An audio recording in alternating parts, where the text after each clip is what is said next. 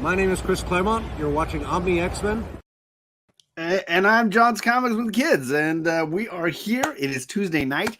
We had a few weeks off for the holidays, but we're back. It is Omni X-Men, the show where we're talking about the Chris Claremont run of X-Men, Uncanny, and we're going through issue by issue through the omnibuses. We're on Omnibus Volume 4, and I say we because it's me and this guy, Justin, No Good Comics. What's going on? Happy New Year, John. 2024, baby. Right? I feel totally different. Yeah. Nice 2 weeks off. Hey, I know I hit the hype button, but I got this new button here. I have to hit it once. See what it says. Oh, no. And waitress said to me, "Careful, that plate is hot." I said, "It's okay. So am I." And he laughs at himself after. But Of course, because somebody has to. What is going on, man? Happy New Year. I hope things are going well. Hope you didn't stay up too late and gamble too much. Things are great. Yeah, I made it past midnight barely. Nice. But it was tough. It was not the same as normal years. I have not stayed up for a midnight New Year's in quite a long time. It's been a while. I consider it unnecessary. I mean, we were every way. We were home. We didn't, we watched the football. The only reason we watched football game, and then that half hour later was midnight. So we're like, all right. No, because East Coast. That makes sense. Yeah. So we are discussing issue 182 of Chris Claremont's run on Omni X-Men, and we got somebody on the backstage here who's been pre-gaming. He's been I'm a little worried. We got the old wolf. There he goes. Look, you can't stop him. Wait a minute, hold on. I'm reading. 182. I got 183 here. What the hell? I'm not prepared. It's all right. It wouldn't make any difference. It's not going to make any difference. You're good. What is going on, man? Not much. This guy. Hey, cheers to you too, both of you gentlemen. Happy New Year. Yeah. To a great Omni X-Men season 4 second half. Part 2, yeah. You realize you just went down because you have me as the first person of year 2024. We tried to make you the last of the 2023, but it just didn't. We had to reschedule. You can only go. You can go only up from here, right? That's a good place to start, right? There you go. So that for those that don't know Justin or Tony, the links for their information is in the description down below. Check out where there are Instagram, YouTube, all that good stuff. I'm going to run through the chat and say hello to some people, even though my Wi-Fi is giving me the signal. I don't know what's going on. I don't have both my teenagers here. He only has 2 bars. There's Tony. He's right there in the chat. What's going on? This guy picked up a beastly book. Oh, yes, he did. Massive X-Men #1, not the 90s version. Congrats to you, John. Yeah. First appearance of Beast. First appearance of Beast. Yeah. It's a good way to describe that book. I do first appearance of Magneto. That's where I need to pick up a bottle. I don't know what these guys are drinking. I was having a little bit of bourbon and ginger ale. I'm having a little bourbon and ginger ale. I have Johnny Walker Black. Yeah, what is that there, Tony? What's the name of that one? It's the Crown. I got to pick up another bottle. This is only good enough for this show, actually. Wow. Yeah. That's pace yourself is what I'm saying. I am pacing. What's up, Adam? Good to see you. Hey. If you guys haven't seen, JP's got the man cave going. He's completely remodeled his space, got a whole new background going over there. So that looks awesome, JP. I'm very envious. Let's see if John has more than 1 bar tonight. I was doing better than I was in the mountains. That's for sure. You want to bet? Super Russ 9000 in the chat. Oh, it's not clicking. There he is. Oh my God! Right when I said it. Jeez. What is up, Super Russ? Good to see you, sir. And we got Candace in the chat. What's going on, Candace? She's coming up. She is another January member joining us. Yes. Barely made it to past midnight Eastern. This is true. Let's see. No skipping ahead in the storyline. What are you gonna do? Come on. Drink more whiskey. It won't matter if you're prepared, old wolf. There it is. That's Thank you very advice. Good advice. What's up? Come on, Mama. How you doing? Good to see you. We got Chris, the comic vet, in the chat. What is up to you? Salute to you, sir. John, stop lying. You know you refer to it as first appearance of Angel. Get out of here. Get out of here. Flash Page, what is going on to you, Mr. White Gloves? What's going on? Okay. So we've been kicking off this season with a little rapid fire questioning going for our guest here tonight. So I got some questions here for you, Tony. I know you're a big DC fan, so I'm gonna kick you off with a question that's kind of near and dear to me. It's as a Marvel guy, but who could the Teen Titans beat the X-Men? This is Claremont's X-Men and Wolfman's Teen Titans. No. Yeah, there it is. Correct answer. I mean, I like them, but correct. I just think the X-Men have unique abilities where the Teen Titans, well, DC make more gods than they do superheroes. So yeah, I think the X-Men would take care of the Titans. Are Jean Grey and Scott your favorite mutant couple?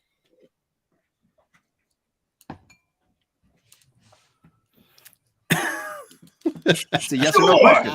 They are. Okay. Hey, you like your redheads.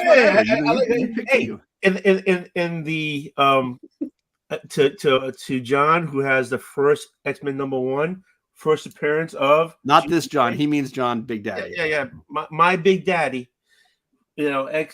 First appearance of Jean and Scott, guy with one eye there, and Cyclops. Get it? Okay, so yes, they're the #1 couple.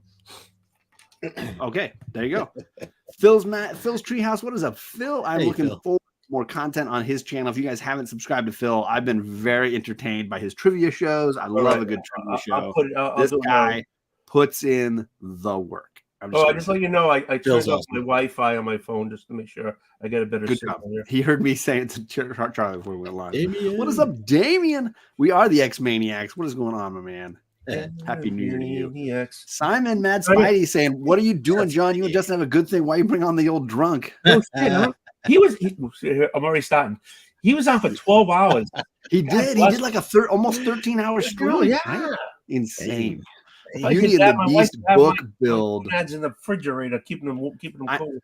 I do have to buy a couple of Lego sets, so I may need to get ready for the new year now because I did not get any. Hey, when's our next Curza? I'm not worried about that. What is up, Jackson Roy Kirk? What is going on? What is up, Los? What's going on, Los? Los sent me an A-OK for Christmas. I'm gonna probably do an A-OK unboxing later this week. So thank you, Carlos. I appreciate that, my man. Nice. All right. Question number, what are we on? 3 now, I think? Sure. Why not? Derailed. Is Magneto a villain?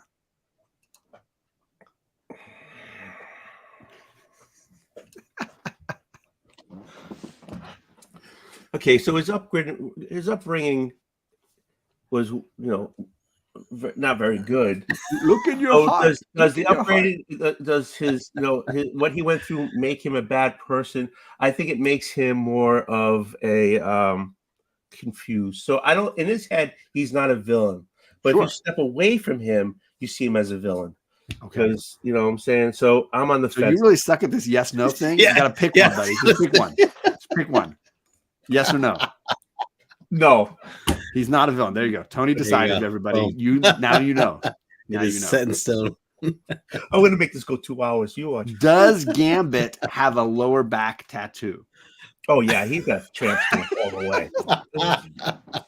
That's one of my favorite questions. And everybody so far has said yes to it. But I still think, does he have a lower back tattoo? I think it's a great question. I can see it in Mardi Gras, him being totally drunk as a skunk and getting it done. Hey, Chad.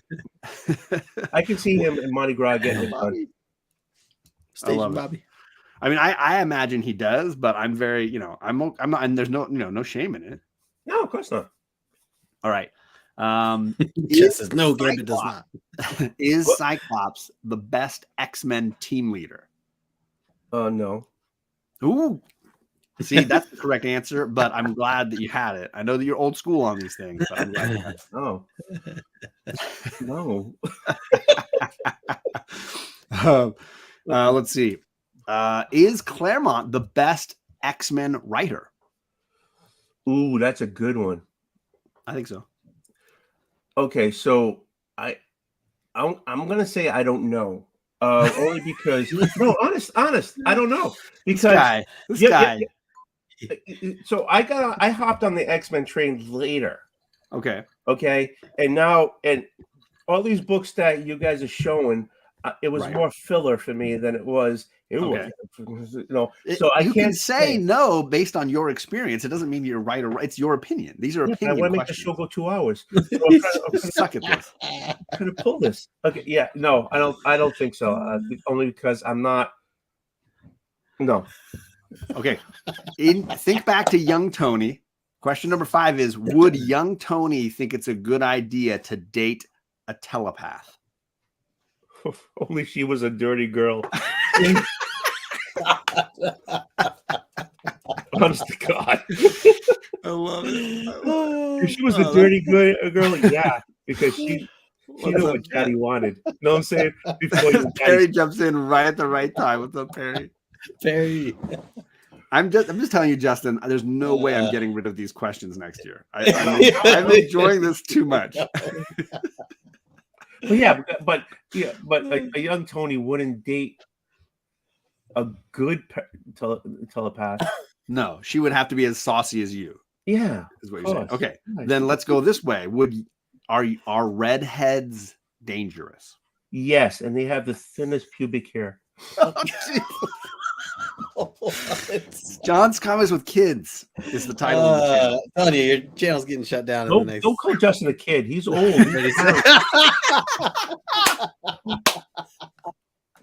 That may be the funniest thing you've ever said in your life, Tony. I'm just telling you right now. That's hilarious. Okay, so, next. Oh my God. Let's see. You I'm got me fleshed out. I don't know. I'm just speaking from experience. I'm just letting you know. Right. Now you got me. I don't even know. Could Wolverine beat Spider-Man one-on-one? Yes, that's the correct answer. Don't give me the Spidey sense garbage. I'm out of this. No, even if with the Spidey sense, Wolverine is more of an animal at times than he is a person. So yeah, I can see that happen. He's got his own senses. Yeah. Would you rather join the X-Men or the Justice League? Justice League. Okay. All right. I mean, I don't know that. I guess you're safer. You got Superman with you. You're not, don't have to deal with racism. But for me, you lose the swimming parties. You lose the baseball games. You lose the X-Mansion, Playboy Mansion style life. Right. So you can understand something.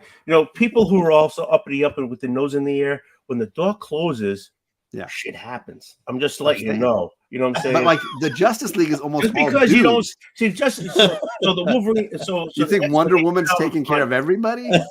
So the X-Men, they put it out in front. You know what's going to happen. But the parties are behind closed doors. Yeah, baby, right there, baby. So you just what you're saying is you prefer Hal Jordan and the Flash and those guys, Aquaman, to all the hot ladies in the X-Men. Okay, so if Hal Jordan has the ring, he can make a bunch of like. Hey, Audrey, my sister, my daughter's over there. So the whole time he can make all the the fun girls you want. They'll just be green. If you like the color green, if you like the color green, you're going to go a long way. You're just going to keep them sober. Actually, if you get them drunk, they get better. They get wilder. She is the Amazonian. She can handle it all, right? Yeah, baby. I'll join the X-Men. I mean, that's where I'm at, Simon. I'm glad you get it. Okay, so you actually think, Simon, you actually think Storm will let you do that to her? No, you got to earn it. I'm saying you got to earn it. You think Simon's going to earn it? You think Wonder Woman's just giving it out? Oh, guaranteed. The doors are closed, honey. Amazonians are not. She's like on an island with women. They're all women. Which means she doesn't need a man. Yes, she does, baby. All right. Is Professor Xavier a jerk? He's a prick. Even better. There it is. Yeah, he's a prick. Last question. Is it a good idea for a school to have a danger room? Dude, I'm a Catholic boy. I went to Catholic schools. We all had danger rooms. Every classroom was a danger room with that stick. Oh, yeah. gosh. Actually, this is solely true. We all got wooden rulers, right? And we used when we all had, you know, like before class and everything, it was a French Canadian. The nuns ran the school, so we all had madames, okay, and they took care of us when there was no school. We all got together, and if you didn't listen to the madames, you would get a whack on your knuckles. On your knuckles, yeah. So what we used to do is we used to all get as supplies. At that time they supplied the supplies. They gave us wooden rulers. Yeah. So this is actually true. We used to all sit there and whack each other on the knuckles as hard as we could till they bled. Oof. To build up our knuckles. So when they hit us, thank you very much, and we walked away. Honest to God, that's what we used to do.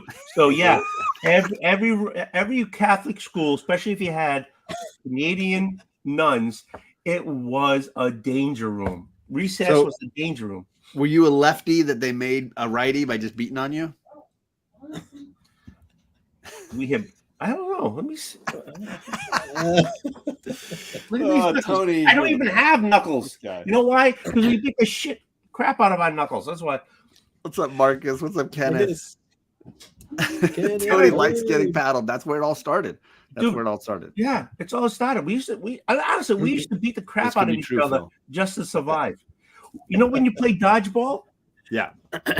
Love Did dodgeball. you play dodgeball? Yeah, survival of the fittest. Yep. What kind of balls did you have? I mean, I'm not going to talk about that on live stream. No, someone else's balls. I'm not talking about your balls. Balls of steel, buddy. Balls of steel. Okay, we used to have I'm a little older than you, so we had the hard basketballs. Oh, geez.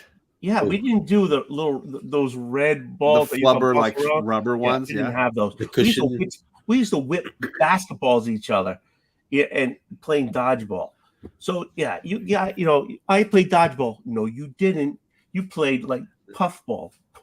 So yes. Well, I appreciate this, Tony. He's already a lot of taken us danger. 18 minutes of Catholic school drama. Yeah, I had danger room before you guys were born. Okay, okay. Next question.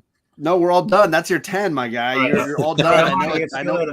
We're not doing 11. We're going to dive into this night's issue. But again, if you were not completely dissuaded by that conversation, Tony's link is down below. You can subscribe to his YouTube channel and Instagram. Please, I'm so close. I'm only 423 subs away from 1,000. You're right there on the cusp. Oh, I'm right. I can see the sunset. John may run this as long as Justin and I. Well, that's what Tony's goal is. But it doesn't matter because, look, we're going to bring in the live stream. We are here to discuss issue 180. What are we, 182. No, 183. Of Uncanny X-Men. It's right there on the screen. Why am I not reading it? We're in the John Romita Jr. era. This is a very divisive era. I know some people are very passionate about one way or the other, and we've discussed his artwork a lot. But Justin, as somebody who's really just diving into these issues the first time, what are your thoughts on this cover? This is a really plain cover to me. I think plain is the best way to put it. There's just no detail. I mean, even I don't know. I mean, I know we've had solid color backgrounds in the past, but I don't know, this just comes off way more plain. Maybe it's because even the pink and white circles behind it, it's just very basic. And then even just her Rogue's drawing itself is just not. I don't know. Doesn't do it for me at all. I mean, I guess really at this time in history didn't even really have a costume for her. This is a very boring. She's wearing a sweater. If it wasn't for the white stripe, you could question it could be anybody. Yeah, they had not really ironed out the vision for her character at this point. It was still very amorphous. Yeah. I mean, a lot of artists at this point had kind of worked on her too. So taking different. They really hadn't figured it out. What about you, Tony? Thoughts on this cover, John Romita Jr. artwork here? First, I want to apologize that I didn't fill in my back issues more, because this is the only one I had in all your list of This season. yes, this season. Because this cover sucks. It really Yep. Tell us how you totally feel, flat. bud. No, I'm honest. It's totally flat. There's nothing going on. It's What about compared to this one that I've got in a box waiting for you? Actually, no. I actually like. I know people bang on that one because there's so much going on, but I like that cover more than this one. Candace loves this one too, but this is actually sitting in a box for Tony for when he comes out in May. This is going to Tony. Seriously? Yeah. Oh, I'm getting there earlier. Anyways, no, seriously. This is just like flat. There's nothing there. Yeah. Even like the bodies in the back. Yeah. It's just gray. Yep. There's nothing. I totally agree. I think this cover is just really boring. Her costume at this era is just not working. I don't know that they had figured out the look for her. I know they realized green was going to be a significant part to her look, but they just hadn't figured it out yet. And later, when she gets basically what I call the Hal Jordan costume, which is like very green with a bomber's jacket on top, that's the best look for her. And they just hadn't gotten there yet for her. I mean, I love a good like pink background. This just wasn't it. It's just not it. I mean, those gloves. I mean, how thick are those gloves? It looks like. Hey, if you're Rogue, you need the thick gloves. The gloves come off as a dangerous concept, right? Okay, if she gets some isotoners, it would be the same coverage of her hand than these were. You know, so she just can't touch you skin to skin. Right. The whole outfit sucks. Yeah, no, I agree. I really dislike this outfit. The one positive for this cover is that the thing that's actually happening is accurate to the book, and I always appreciate that. But other than that, that's true. But and that's I think at the end of the book, you're not supposed to put any spoilers in this. You know, get out of here, Tony. Come on. No, for me, the other thing that's frustrating about this cover, they're just starting to give characters like solo covers where the character like gets their own cover. It's not a whole team kind of thing. Right. I'm still upset that Storm has not gotten hers and won't get hers for almost another like 80 issues of this run. Yeah. But Rogue is getting one right here, and it sucks. So is it really like another 8? Are you talking about the 198 or 199? Storm's first like solo cover is the one by where she's like risen from the dead or whatever. It's the run where the rain is falling on her face. Oh yeah. Oh, okay. And it's by that was her first like solo cover. Now she's on a cover that's just her and Forge coming up here soon. Yeah, but that's in the 200s, isn't it? That's issue 198, I believe. But as far as like a solo cover where it's just her and she's the solo focus, it's really not. I mean, she doesn't get her own solo cover for a while, and I would argue this is a solo Rogue cover because the other characters are really like amorphous. They're really kind of not there. But 198 is clearly her and Forge together. What's the one where she's like a zombie, like rising from the dead, like her hands are out, like right around there, right? That's a Barry Windsor one. Is that like a 199? Is that 198? I know it's around there too. Yeah. You want me to look it up? I'll look it up because I have it on the screen here. I don't really care. Hey, but just let you know, wink, wink. I have that cover with the rain. Wink, wink. It's a great cover. That's one of the all-time great ones. Wink, but wink. For me to give Rogue her cover first is kind of just not cool. No, you're not getting it, John. Justin did. Wink, right, wink. I have that cover. Wink, wink. Good story. Good story. But let's dive in. We got Rogue flying because she had basically bailed on all the X-Men in the last issue, and they were like, "No, we'll fight the dragon. You got to go back to the mansion because I think we don't know what's going on with Kitty Pryde and all the New Mutants we're supposed to be teaching at our school because all the staff got vanished from the Secret Wars event." Rogue here having a grand old time flying across the friendly skies, zooming by airplanes that are like probably like, what the heck was that? Holy cow. It reminded me of the original Superman movie when the pilots are having a crash and Superman catches one of the wings and lands them safely. Justin, what are your thoughts here? We jump right into Rogue flying happily across the skies back to the mansion. Yeah. I'm not the artwork right off the bat, like her face. I don't know. It's something really off about it to me. And I couldn't really get past that. Like, I feel like the splash page had a lot of potential. But yeah, it just wasn't doing it for me. And then The other thing I noticed, and I saw someone commented on your, I forget, I think maybe it was John Ross who commented on your Instagram thing, mentioning to highlight the red sky background. Yeah. And Yep. yeah, I was kind of wondering that too. It's very, It's a coming on sunset. very strong. Isn't that what sunsets look like? Is that the vibe? Yeah. Is that that was like Red what Dawn or something like that. I don't know. What's up to Gore and Brian LCS? Brian, I love the Godfather logo he's changed to here. I love the Godfather logo he's got going. Nice.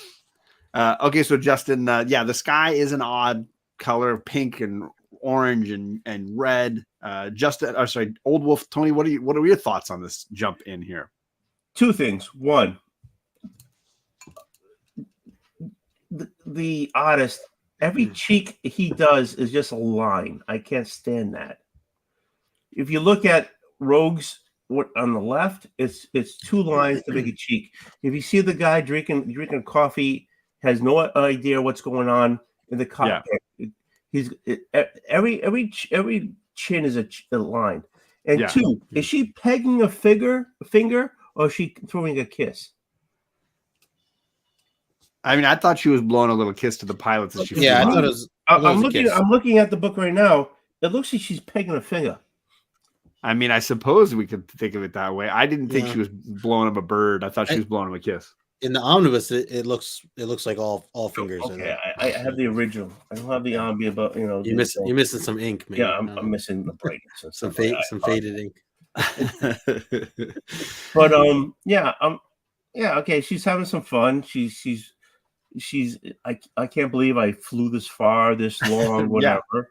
And she's going, hey, there's a plane, and I'm gonna give him a little, hey, how you doing? And she's blowing a kiss because so that's cool. Thanks for that, Tony. I appreciate it. Let's roll into this. You invited me, so it's like this is my least favorite part of the issue right here. And I'm gonna bitch for a quick second here. Yeah. She lands. She's home. She's walking through the mansion. She doesn't notice that the alarm is just blaring and going off. She's just kind of out of it, even though I'll give her the benefit of like she flew halfway across the world. She's out of it. She's tired. The alarm's going off. Oh my gosh, what's going on? Nobody's here. Where are all the kids we're supposed to be teaching? The New Mutants, whatever. Let's go check the answering machine. And this is where it kills me. She doesn't listen to all the messages. Right. She hears one. It's like, I'm out. She listens to one message, right? She's like, Madeline Pryor wanted to know where Scott went. Oh, well, we went to Battle World. He'll probably reappear. She's probably fine. No big deal. Next message.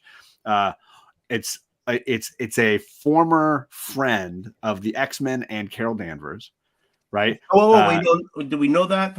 It's Michael Rossi. And he says, I'm aboard a SHIELD helicarrier. I'm afraid our suspicions were proved confirmed. And that was the end of the message. She freaks out. She freaks out and turns and is like, oh my God, he's in danger. I got to go find him, and just flies away. And misses the next message was Kitty Pryde. The next message is Kitty Pryde saying, Ileana Rasputin. That's Ileana saying, Kitty has been captured by the Hellfire Club and Emma Frost. We need your help. The New Mutants and I are going to try to rescue her. There's a note on the desk. She doesn't read the note. There's a note, but I never learned to read. It's right there. And Rogue is out the window and off to rescue this random SHIELD agent who is trained in espionage, but not the kids, the school age kids. Justin, I really want to know your thoughts here. So first of all, I absolutely agree because the whole reason she flew halfway across the world was to check on Kitty Pryde. That was her number one priority. Like that was what Professor X had asked her to do while everyone else stayed back to fight the dragon. Right. So she's going to do that and she disregards everything else. Now, the only thing to her defense and the defense of Chris Claremont's writing here in this particular is as we get further, we learn how strong of a memory she has. And I think that's really the only thing. And I think obviously what Chris was going for was it was that strong over the top where she couldn't, manage to react any other way, but she recognized the voice, even though it's not her memory of recognizing it, and Right. had to take off and just forgot about everything else. It does make sense in that she's also blocked out the alarm when she first walked in, Right. and all these other things. So I get it, but I also hear you, John. So like it's very much, it seems very ridiculous, but I do give her the benefit of the doubt that I think that, you know, again, we haven't gotten there, but the memory and the emotions that tie into her are just that strong. I think is kind of how I ended up, you know, taking it overall. Yeah. What about you, Tony? What are your thoughts on how Storm does the job that Rogue gets a job from Xavier in the previous issue? How are you feeling about how well she did the job? Okay, a couple of things. One, Rogue just flies into the house, so it's not secure. No. How did she get into the house? You know, is there a skylight open? Maybe a small window? How'd she It get looks in? like she flies through a skylight in this panel right next to me, right? Yeah. Okay. Right through the ceiling. So, so is that why the alarm's on? Because the window's open? Two, I got the sense that the alarm was going off because there were messages. That could be Storms. That's how I understood. Two, there's a damn look at all the memos off that desk. It just flies off when she takes off. Yeah. And then that one memo all that flies paperwork underneath the bureau or whatever that thing is. And explains. So yeah, she's going through the messages. She finds one and from Madeline, and she says, "Yeah, okay, yeah, we know what's going on, you know," and and she makes fun of it, and then she hears a second one, and then she takes off. So yeah, that was kind of odd because she's there for one thing only, to check on the kids, check on at least listen to the other messages is what I'm saying. She should. Yeah.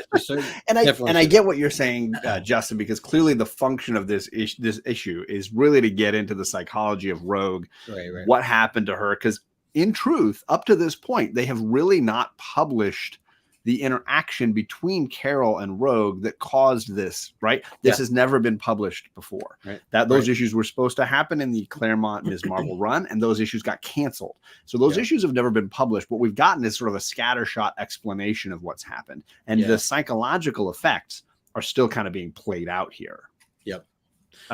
Bobby is definitely more worried about the carpet installation, because they really did a great job with tucking and really. Oh yeah, look at it. Honestly, God, it goes with the step and everything. It's impressive, Bobby. I mean, I'm not really saying well that done. we shouldn't highlight the quality of workmanship that is going Bobby, on. do you think they did staples underneath They had to get under that lip. Yeah, they had to. However, the second any of those kids get in a sleeping bag and try to slide down that sucker, they're going to break all the edges off. But who's responsible for that? The kid or the people? The designer who didn't realize this is a school for kids. Well, that's not their problem. Xavier for hiring and allowing a designer to make that. But we're going to move to the helicarrier because apparently all the time that our heroes were in Battle World, our poor Michael Rossi is getting beat up because they think he's a spy. And the other agents of S.H.I.E.L.D. are basically roughhousing this guy, beating him up.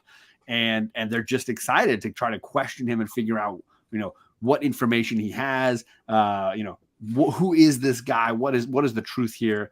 And even the two agents who are doing this can't quite agree. One of them, Agent Garwood, sneaks off to his private quarters where he has apparently a computer system because he's a double agent.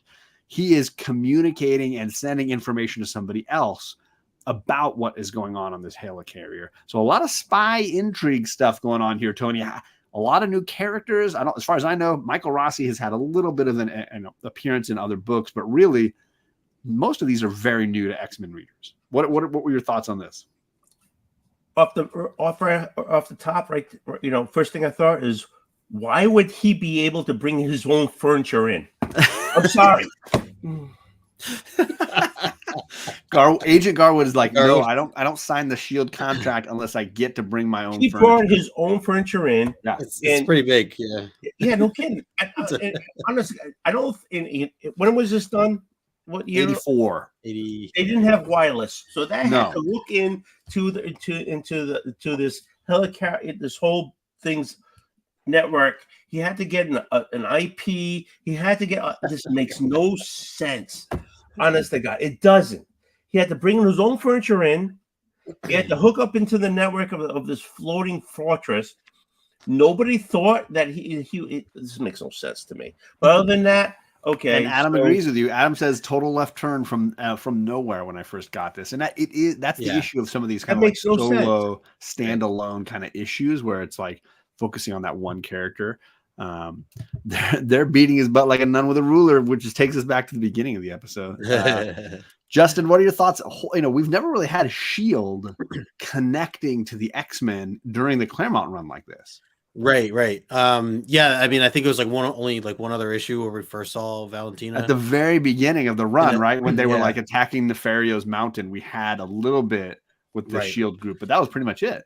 Yeah, so like this has definitely been a left turn for me as well, from what Adam said. Like I was a bit like turned off with where this was going. These characters, I didn't even know who Rossi was. Like I really didn't recall that name, so even any hints that I maybe should know as a Marvel fan from modern era, I didn't pick up on like any of that. So I really was like, where is this issue going altogether? Sure. I will say with this torture scene, they're just doing it all wrong. I mean, they have the guy, clearly they've never done this before, because the guy is standing. Like you put him in a chair. Everybody knows you put whoever you're torturing in a chair, you tie him to the legs, their hands to the legs, so they can't, so they don't fall off. So when you do punch them, you don't gotta use your own effort to pick them back up. They just stay in the chair. This guy is falling over, and they're like joking, they're like making fun of him, like, oh, he's falling over. Like, of course he's gonna fall over. He's not in a chair. Like you gotta torture him in a chair. Like they do have the heavy overhead lighting going though, right? Like in this panel right next to you, on everybody. It's not just on the one guy. That is the flaw. I agree. They need it on the one. Like they're blinded themselves as they're trying to. I can't see where I'm gonna hit him. I don't know where he's at. He's in there somewhere. Yeah, they need to watch like I don't know. Which again goes back to training. Where's Nick Fury? Because we need Nick Fury to kind of organize a little bit of this. Yeah. Get on the ball, Nick. Yeah. Which brings us to who is he talking to? Apparently, Garwood's talking to the Hellfire Club, right? Sebastian Shaw and the new Queen in Black, and he is telling them that like, oh, this prisoner we've caught on the ship, he may actually be somebody that we need to be worried about. Shaw is like, Rossi is a problem for us. We need to kill him and eliminate this guy immediately. And when he's done, Emma Frost appears, and she's like this vision. And Sebastian's like, okay, it's nice to see you. What's going on? Emma says, look, hey, I got all the new mutants. Do you want to meet them? Look what I got. So Emma clearly connecting us to the New Mutant story that has been hinted at with some of these crossovers, right? These, where are the New Mutants? What's Kitty Pryde up to? What are they doing? That's basically telling us read New Mutants, but it's not going to happen here, so we're not really worried about it. Then my favorite bit happened from the whole thing.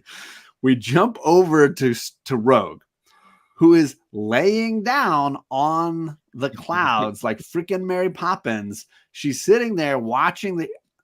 Firstly, we could talk a lot about how easily Rogue finds a S.H.I.E.L.D. helicarrier without knowing where it is. We could spend a lot of time on this topic, and I'm fine if we want to get into it. But instead, we'll talk. I'll explain the rest of these panels. Rogue sleeping on a cloud, sees the helicarrier and decides, I know how to break in. I got a coin. And the coin is going to come up again, folks. Just be ready. She flips the coin like she's like bottle cap at a bar style, launches this thing. It goes right through the glass and causes a huge electronic malfunction on the helicarrier. Then she flies right under the radar and in while they're distracted and starts beating up on the guards and is like, this is super easy breaking into this S.H.I.E.L.D. helicarrier. Justin, what are your thoughts on, I mean, I don't know where you want to go. You want to talk about the Hellfire Club? Go for it. You want to talk about sleeping on a cloud? You want to talk about coins? You tell me, where do you want to go with this, buddy? Well, first I'll say that I do appreciate the little seeds planted with Emma Frost. I like that, I mean, we know we get this from time and time again. So for, the longtime readers, it's nice to see these connections and somewhat bring, the other storylines together. And again, if you are reading New Mutants at this time as it's coming out, it's got to be extra cool. Then the cloud thing, very cheesy, I guess to say the least. And then I didn't understand her phrase, the Susie B. She said, "Do your stuff, Susie B. Do your stuff," as she snaps the coin to go flying. You don't. A Susie B. Anthony is a coin. It's a type of coin.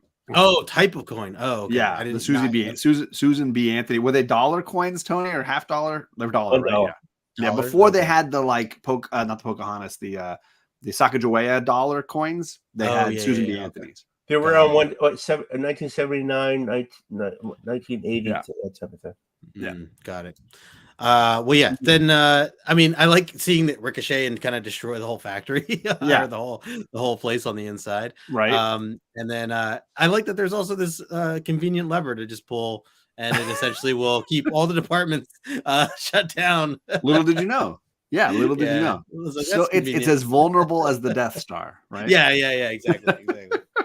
Yep, exactly. Yeah, so a Susan B. Anthony it was just a different era. She would be on the coin, right? Yeah. Instead of Sacagawea. All right, Tony, where do you want to go here, buddy? You want to talk about clouds? You want to talk about coins? You want to talk about ghosts? This makes totally no freaking sense to me. I'm sorry. Okay, so what now she's just like lounging out on a cloud. I don't understand. She's like stretched out like a cat on this thing. It's not a Sealy. It's not a freaking. How do you is that one of? It's a Superman. It's a Superman move, right?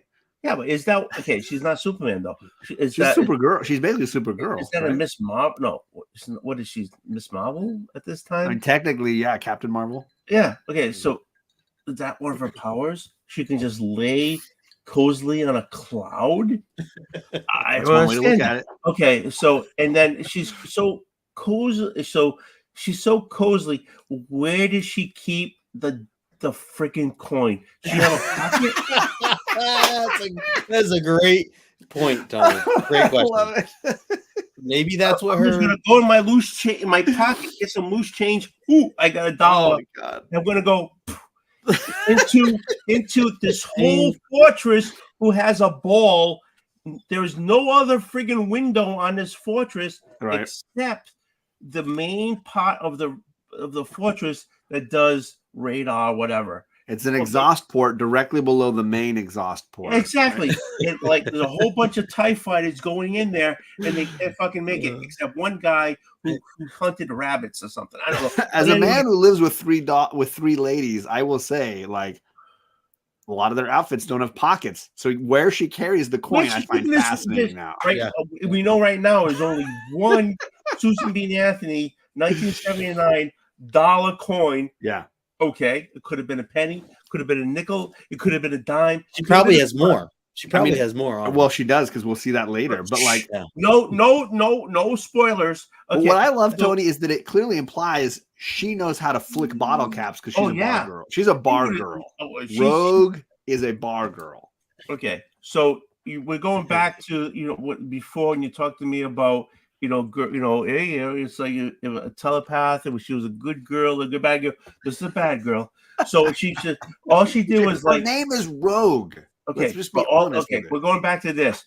If you're laying on your belly, I've done this multiple times, and you can't get the friggin' shoulder to hit this off. You have to stand up and pull your shoulder, your elbow up, and shoot the thing. But she did. Don't get me wrong. And she made a ching. How do you pronounce that? And all of a sudden, this thing's going ping, ping, ping, ping, ping, ping, ping, ping, and people like it makes no freaking sense. And I agree. It's ludicrous and hilarious at the same time. I'm not done yet. She made a hole this big, right? All of a sudden, she's flying inside the friggin'. How did she get into the friggin' ship? She made a hole this big. How did she get into the ship? You got a bing, bing, bing. This is really not important, Tony. You're focusing on all the wrong things. No, I'm focusing on the screen right here. And yeah, she kicked in the door. She found that one lever. I'm going to cut you off here soon. I'm just saying. Because there's so many great comments that I love here. Honest to God. If they had shown her throwing the coin at full strength, right, it would have been a missile going right through the helicarrier. I'm with that one completely. We got a super sticker from JG. And the rule on my channel is I got to play a little video for you. So I'm going to play you a video. It's a me party. No, this one instead.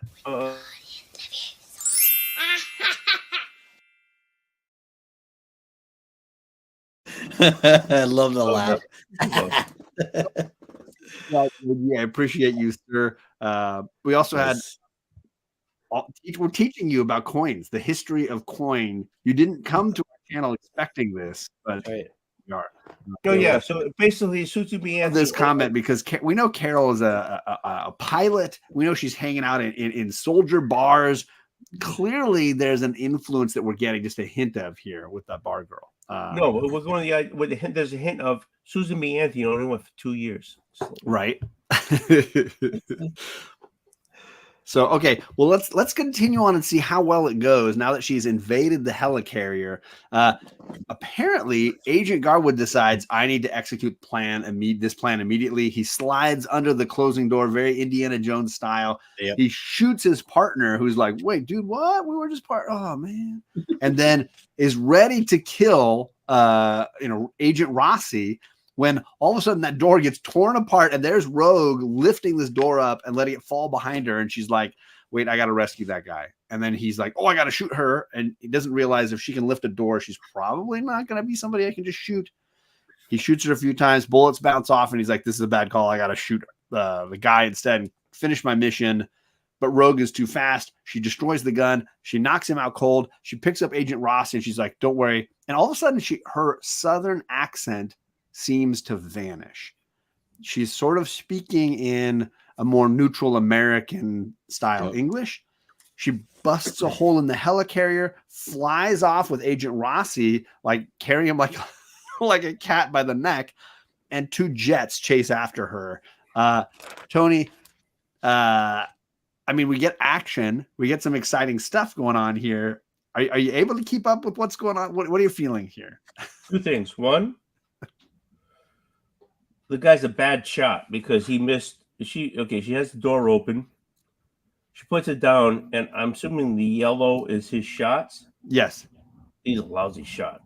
Well, let's be honest. Rogue, if you hit her in the boobs, you're hitting the largest target you got. He didn't even hit her in the ankle. He didn't even hit her in the ankle. He hit her right in the chest. He's shooting her beforehand. He didn't even hit her. No, I think the yellow on by her feet is just the door slamming down. Like that's after she she opened the door. He shoots and he hits her right in the chest. Bang, bang, bang. 2 with the red box. 2. Rossi, I don't understand that. Okay, she's got him by the collar. Yeah, there are like 5 miles up in the sky. Right. She's going through so fast she can bang a hole through this fortress. This guy is still breathing? Not. He'd be dead. Okay. So he'd be going so fast the skin would probably rip off his body. That's so. I'm sorry. That whole scene. She's busting through solid metal, right? These helicarriers aren't made with like aluminum. What are they made of? I don't know. I'm assuming it's something strong. It's going to hold Nick Fury. This guy would not die. This guy would not live 2 seconds from going through that hole.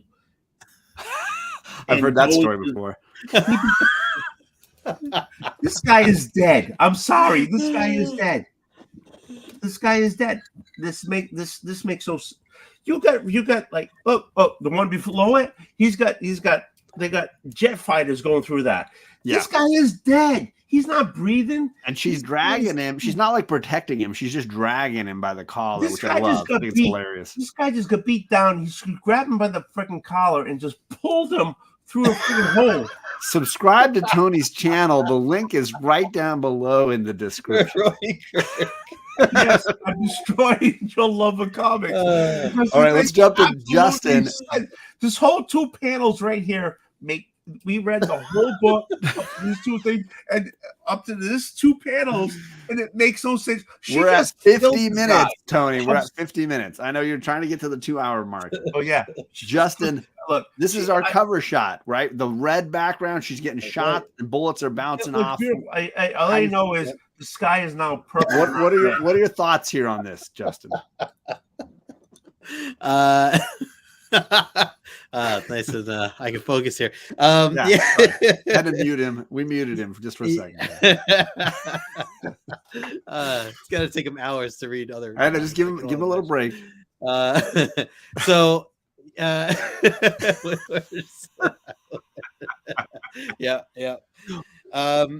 Yeah, I mean, I like the sequence of this guy Garwood, who's like, he's got this plan to switch out the gun. He shoots his partner, not partner, but the guy who he's pretending to be on the same team with, takes him out, has his whole plan set in mind. If it wasn't for the dang superhero, he'd be a perfect plan. And then Rogue coming in. I do like that shot with her on the hips, her hands on the hips, taking the bullets, and really showing her power. And then one-handed, very much all Superman, Superwoman, vibes as you have for sure.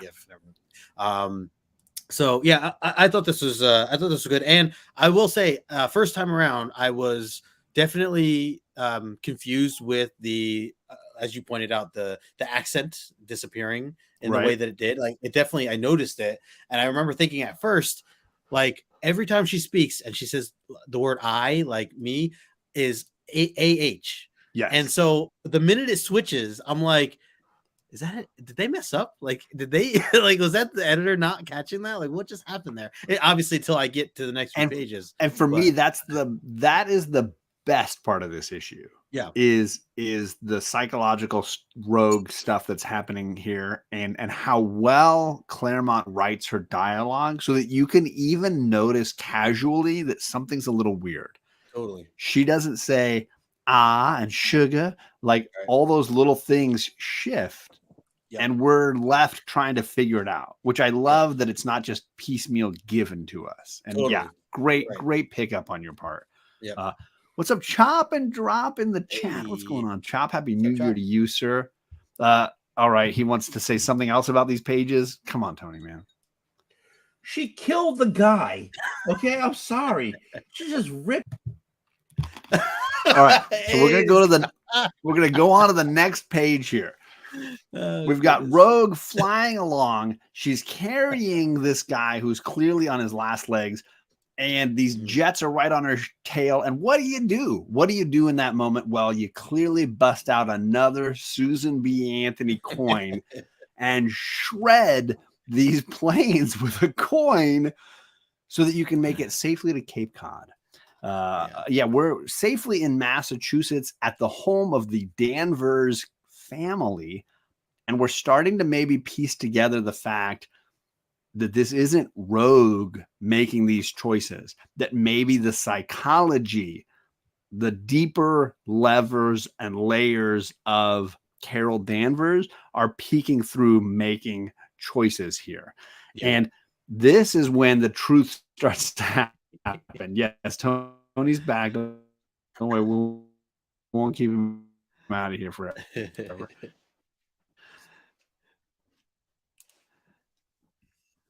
Oh, you're freezing up.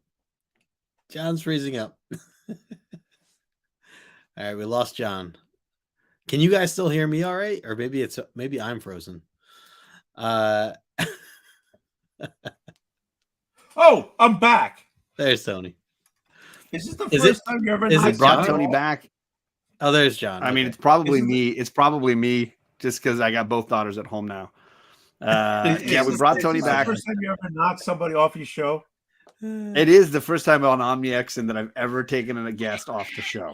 But I'm going to go to Justin. Justin, at this point, were you starting to figure out what's kind of going on here, or what were your thoughts in this sequence here?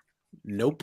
I was still I literally got to the cabin parts, and I'm like, is a page missing from my omnibus? Like, how do we wind up here? Because we have the plane sequence.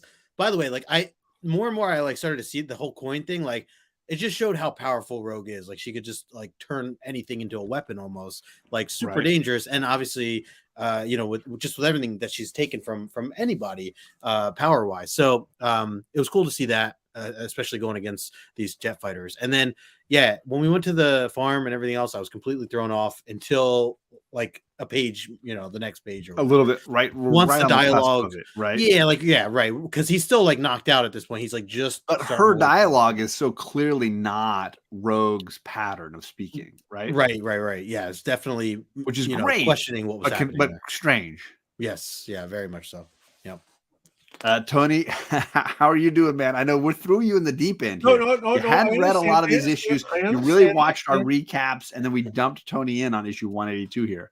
Okay, so I understand. Yes, her voice pattern is not the same as she had before, and there was a switch. Yes, but also she stopped by the bank and picked up a bunch of friggin' dollar coins to Susan B. Anthony before she ended up at the mansion. I think she just carries them all the time. No, she doesn't. Nobody does. But anyway, okay, she stopped by the mansion. So after she stopped by the bank to get a little change over here, and before she got there, and now she's chucking them all over the place. Now she has no respect for the coin. But okay, anyways, this guy, my gangster does. He's just flipping that coin. Look at him. He's like that coin. It's a great one. Okay, so look, honest.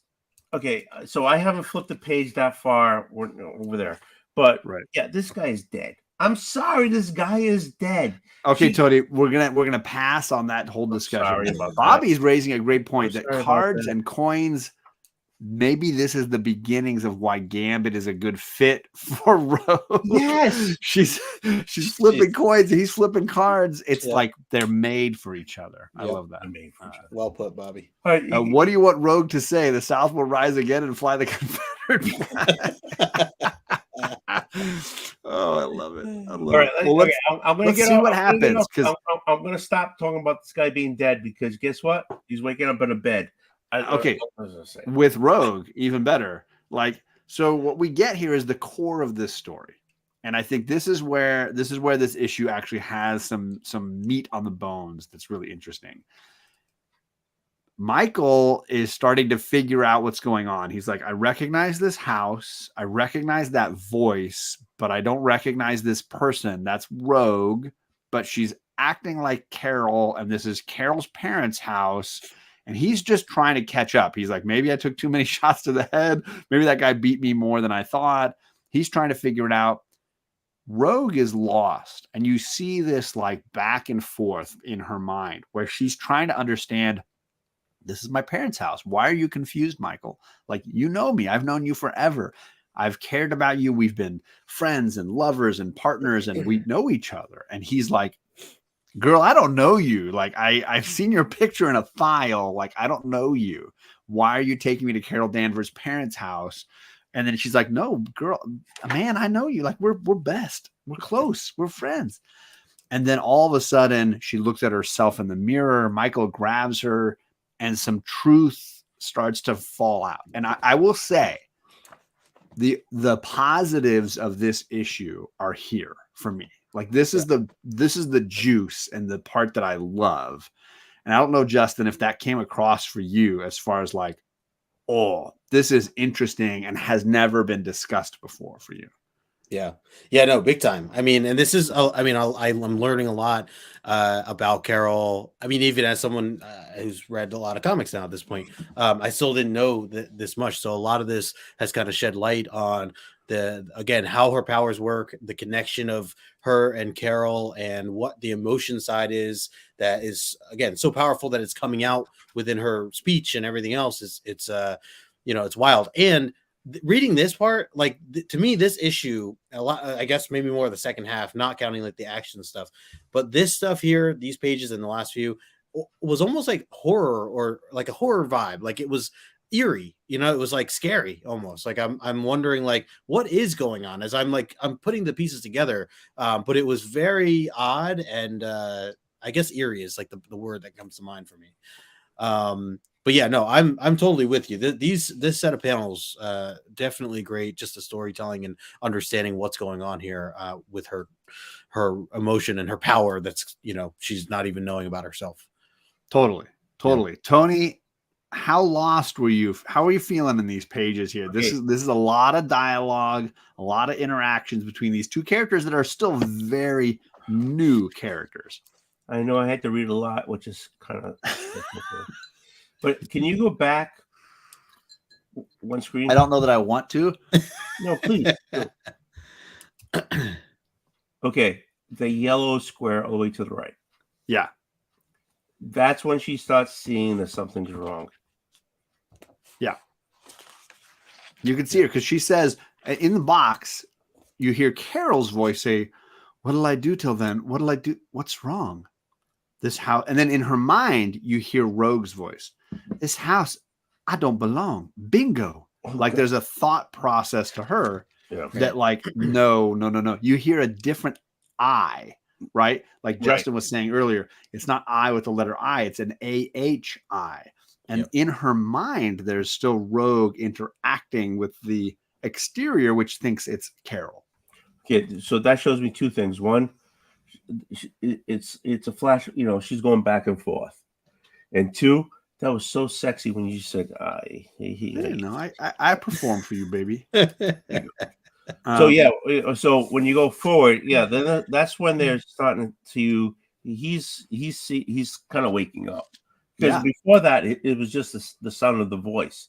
Yeah. Now he's actually seeing the person who's going back and forth with the voice and everything. Sure. So, I can continue that on because it carries on, right? One thing to add, real quick. Sure. I just want to say that some of my favorite artwork is the yellow background with Rogue's face as a close-up. So that middle panel, corner. The middle panel and the far corner at the top right. Yeah, those two to me. Still does that. He still does that. He does, but there's so much more detail. It's lazy. That's maybe, but it's a creative trick though. If that's the case, if it is just a line. Compared to that first splash page, though, is really not great. Jackson, I don't know if that's a compliment or not, but I feel you. Hey, all I want to know is they invited me. That's all I'm just saying, right? I think we're in the John Romita, the JR Jr. sort of era that I think has some of this tumultuous high-low kind of stuff. Yeah, it's just a lazy effort to make. But I agree. I will. So like. Current John Romita Jr. artwork looks nothing like this and has a very hard jawline.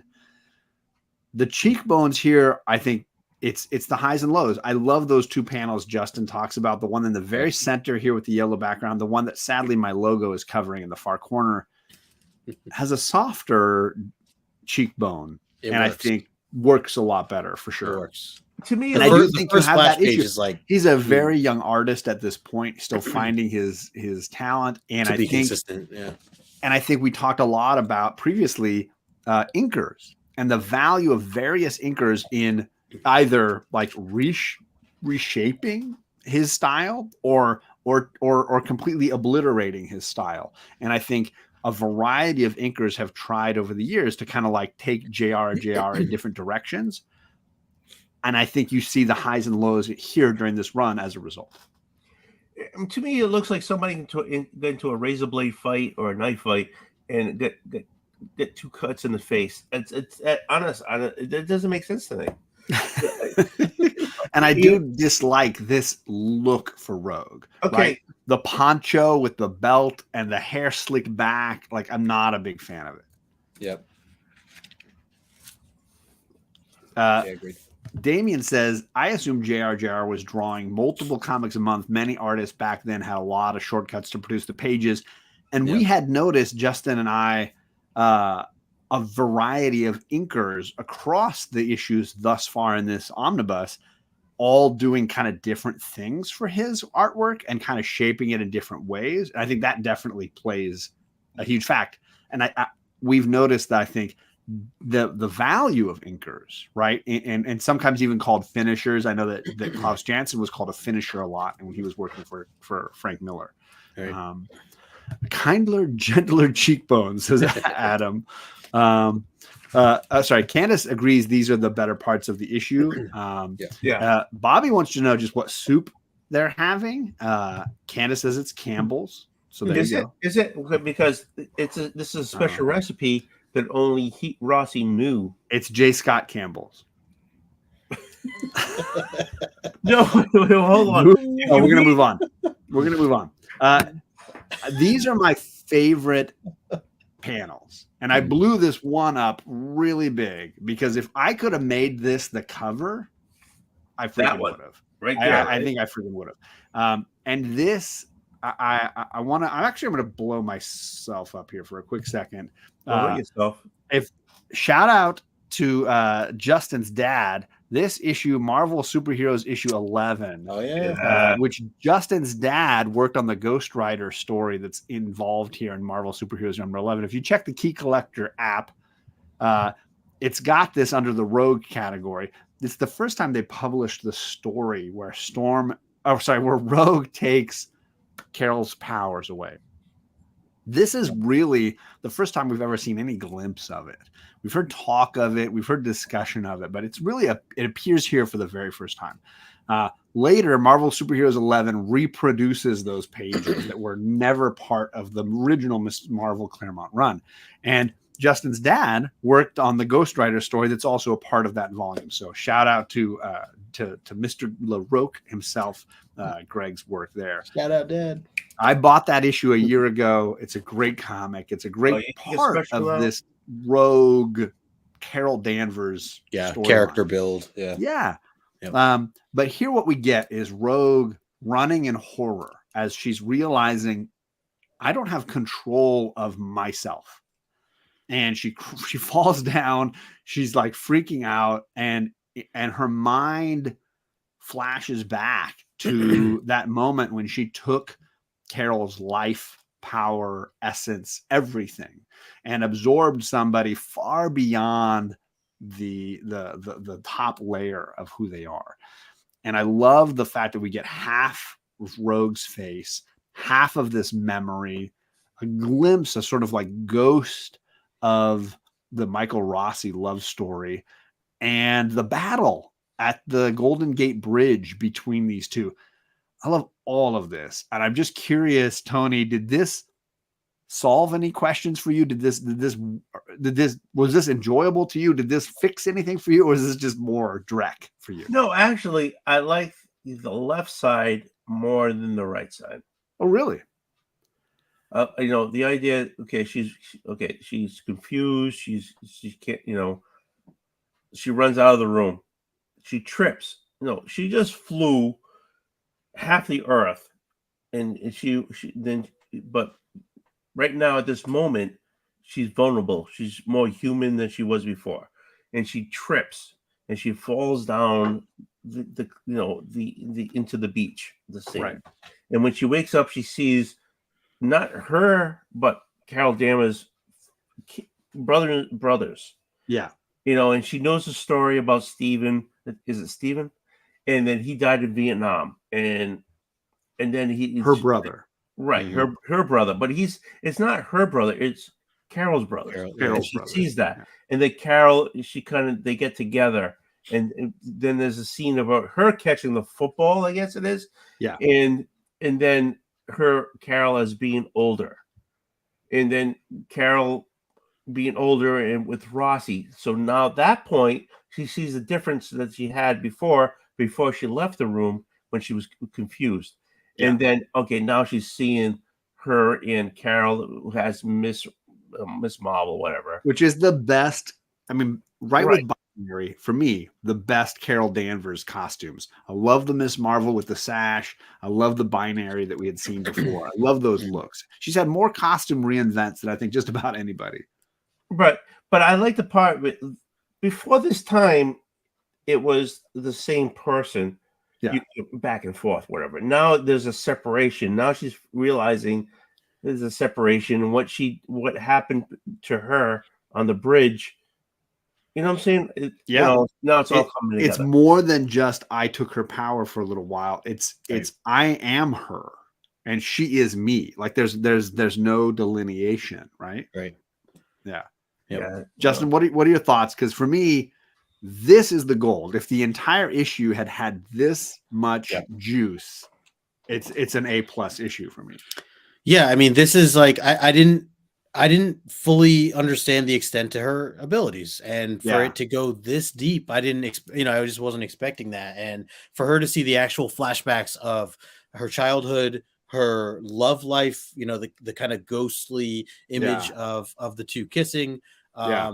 all the way to now, like it was these pages were really powerful. Like you can, I mean, it's almost, again, it's like in a dark way, but it's like a montage that's like it just reveals so much, and it's done in a really nice way where it doesn't drag on. It's only a couple pages, Yeah. but it gets directly to the point of like of what she's seeing, and now her reaction to it with the enlarged head, Yeah. and kind of the blend. Yeah, that whole really technically like a half page is really really well done as like a Whoever montage. owns that page of original art, Oh yeah, that's got to be nuts. don't ever sell it or call me. Yeah. Go right to Like, John. that's where I'm at. That's where I'm at. Nobody's gonna want this page like I would. Yeah. There's some great comments I kind of wanted to highlight here. I love Jackson Roy Kirk is on fire tonight. He was like, the Inkers are trying to help JR. They couldn't. It's a long time, Candace, before I think Rogue becomes what I think most of us remember her as from the 90s animated series or from the 90s Jim Lee run. And I think that's a large part in due to the disjustice that I think Marvel did in cutting the Miss Marvel run short when they had 2 or 3 more issues they still were going to publish. And they ended that run before they could introduce Rogue. So her first appearance became this Avengers Annual. And I think it in a lot of ways hampered what Claremont wanted to do. And then he had to adjust the Uncanny run to shoehorn her story in. And that's what we're getting here, which is why it's so choppy, I think. Yep. JP, there's no way we're going to add Tony to this show on a permanent basis. Damian, I think Layton does some good work here. And I think Bob Layton trying to manage JR and teach him some things. This is early in John Romita's career. And I think it's interesting, Damian, come on. Stop this. Get out of here. We've read JR. JR considers himself more of a storyteller than an artist. And I have to say, even those that didn't like his current figure work, he still does a great job with pacing and action. And I do think that he does nail that stuff here. Some of that close-up face stuff obviously was still very early over this year. I don't know if you've ever seen Layton over JR. I might like it. Okay. Nobody's had more costumes than Kitty Pryde. Fair. That's fair. It's got a point. Jackson, Layton and JR did Iron Man run together during a very good run. Layton also co-plotted with Micheline. Oh, nice. Okay. I didn't know that. So Candace, I think I think Rogue suffers a lot from this era because of what Marvel chose to do by canceling the Ms. Marvel run before it was finished, which is why a lot of Rogue and Mystique first appearances are in that run and then cut short, and then later retroactively sort of pieced together. And I think it's a shame, but I think it's what we're dealing with, and it's partly why some of these issues are super choppy. But that's what we deal with. Editorial. Here's where it gets a little bonkers to me. I just want to say that Ratatouille little thing you had going is freaking me out after a while. The zoom in and out, yeah. So Agent Rossi runs out there and he's like, I think he is finally figuring out what's going on. And he's like, what is this deal? Explain it to me. And Rogue is like, I now know what's happened to me. And she explains it all. I absorbed all of Carol, who she is, what her life was, what her thoughts were, what her powers were. I've absorbed all of it. I'm invulnerable. I'm super strong. I can fly. I have all these skills. And I still feel the feelings she had for you. And what does he do? He pimp slaps her. He goes backhanded slap across her face. And this bothers me because He should break his hand doing this. He slapped Superman. Why doesn't he break every bone in his fingers? Why does she fall backwards? Why does she act like she was hit by the Hulk and fall backwards onto the sand like an abused wife? Like, I firmly disagree with this panel. I want him to come away with a bloody, broken hand, slapping Rogue, who can take a punch from the strongest. She takes punches from Juggernaut and does not have bloody, bruised faces. But how does a backhanded slap from Agent Michael Rossi do anything to her? Justin, can you explain that to me? I don't know. Yeah, like I was like, did this bother you at all? I mean, it was really the thing that bothered me was the fact that he slapped her to begin with. I just thought that was a little over the top. I really is my gift game here, right? It wasn't all about this, right? Like I really, I read this digitally the first time through, and I'm swiping, and I just get that scene next. Did not see it coming, and it was just like, real, like, wow, okay, like this is okay. That happened. So yeah, I wasn't really expecting that, but yeah, I mean, you make a great point. I think the only argument I'd say is that she's just that vulnerable to where she's like all guards are down, and that's fair. That's the only thing though. But otherwise, you're right. I mean, certainly should. I mean, I guess it would make the scene very awkward for Rossi's sake if that did happen and he broke his whole hand. He's got that powerful human backhand move. Right. He's got that McEnroe backhand. Or the other thing would be, and I certainly wouldn't question it. As a possibility is maybe Rossi is a character that I don't know about that turns into some Red Hulk similar to the other that what I mean, like maybe this guy is like another Red Hulk. I mean, I don't want to. This is Justin saying everybody becomes the Hulk at some point. At some point, when everybody gets gamma radiated. Look, it's comics, X-Comics. So you just don't know what's going to happen. It's Shield training. There you go. It's caught off by her weekend trauma. No. He used his shield train. No. He is Iron Fist. He is Iron. He has Iron backhand fist. He has a bionic arm. Okay, it could be like Pierce. It could be like Pierce. From the Hellfire Club. Justin JP says, I get it. He should slap her. And I'm okay with the slap in general. I just want his hand to be a bloody mess at the end. Wait. You're okay with him slapping a woman? And the result being he breaks his hand and realizes, what was I thinking? And that she is standing there in her trauma because it's internal, like Superman. It's not anything that she's going to experience physically on the outside. That's what I wanted. Me personally, I think because of the the panels, she is vulnerable because she realizing what all this stuff that made her at this moment not great, not powerful, whatever. She's just a woman, and then he goes to slap her, which is like totally wrong. He's angry. He shouldn't be slapping her. But in all actuality, if his flesh touches her flesh, shouldn't he be kind of like turned into like some it's got to be like it's not instantaneous. It's gotta be longer. It's like over time. But anyways, so I'm more feeling like she doesn't shut her power off. It's not like he slaps her and she's like, "Oh, I was vulnerable for a second." But I think at this point she's more vulnerable because she's like, she's over there crying. She realizes what the hell's going on, and he just slaps her. I don't. Would his hand break? I don't know. If she just realizes her powers don't turn off because she cries. How do you know? These are the X-Men. The X-Men. I read the X-Men. What's up, Joel the Geek? He's like, in front of my salad. You gotta watch out. I don't know. I just feel like her powers don't stop because she's upset. I know I'm goofing, but it doesn't make that yellow panel doesn't make sense. It doesn't.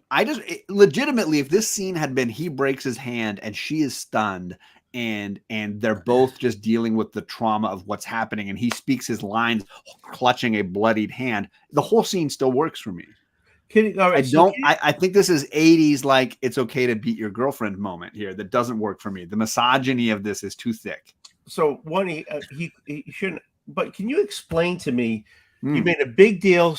Other people made a big deal of it being red, and now it's purple. Is it because it's later in the day?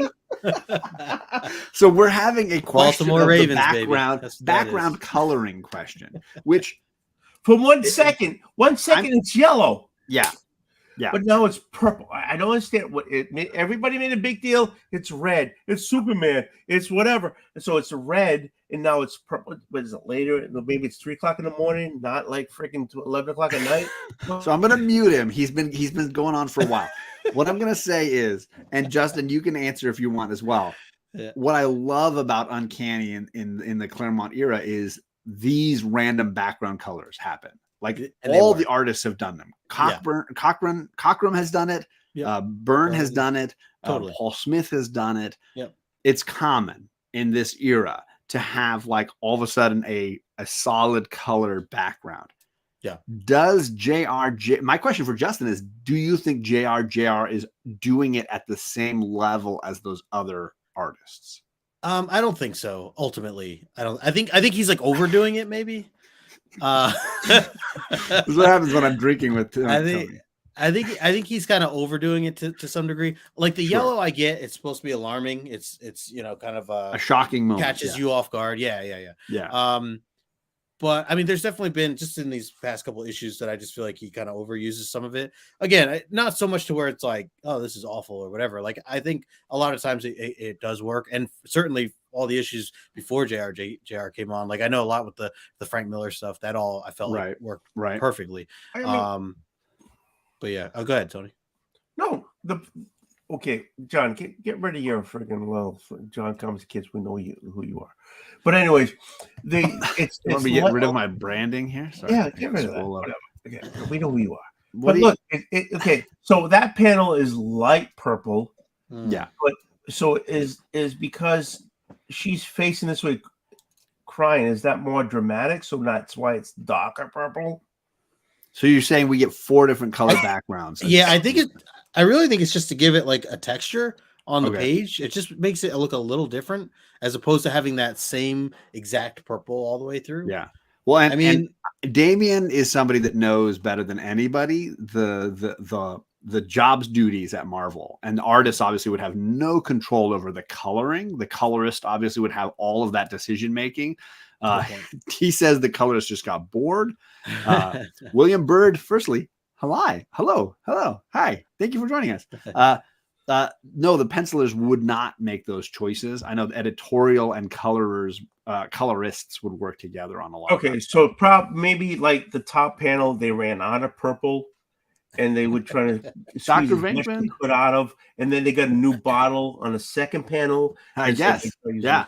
You know how sometimes your printer tells you I'm low on cyan. It just happened. Actually, I think it happened here. I'm low on cyan or magenta or yellow. Black, and I think ultimately that's what happened in those far panels is a lot of that. Did I miss Magic Lasso? What's up, Ryan? Happy New Year to you, my good friend Ryan. If you guys, he's had some great, in fact, he had an X-Men Wolverine comic book of the day short today. So X-Men and Kitty Pryde fans, one of the miniseries issues were picked by Ryan this week. So just check it out. And just so you guys know, the show is brought to you in part by Printer Inc. If you guys need any, you click the link in the description below. It's brought to you by Kyocera. Your ink below, yes. Oh my God, I love it. Yeah, the 4-color process is very important to this. Absolutely. Thank you. I am the new host of Omni X-Men. You're really not.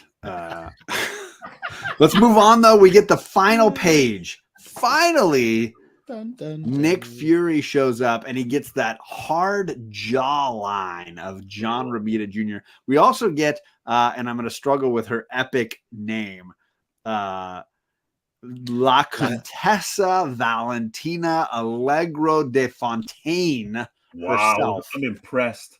This is the character obviously played by Julia Louis-Dreyfus in some of the films, TV series, etc. in the MCU.